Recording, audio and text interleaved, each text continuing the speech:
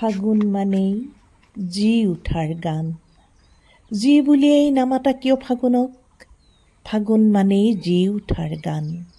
ফাগুন মানে সৃষ্টিশীলতা। হালধীয়া সৰাপাতেৰে ধৰণীত যিয়ে কেৱল পাৰেহি দলিচা।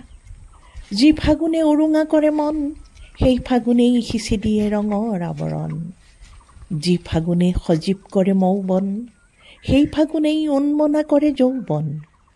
যি ফাগুনে আবাহন কৰে বসন্ত, সেই ফাগুনেই প্ৰকৃতিক কৰে উন্মত্ত।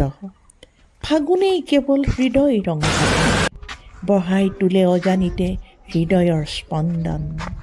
টুকুৰা টুকুৰকৈ চঞ্চল মেঘ ভাহে, গৰজি ঘনে ঘন বিজুলী বাদল আহে।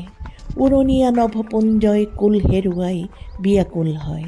ঝৰে ঝৰে শুভ্ৰাকৃতিৰে সৰি পৃথিৱীৰ বুকুত মুখ গুজে বৰফৰ ফুলে।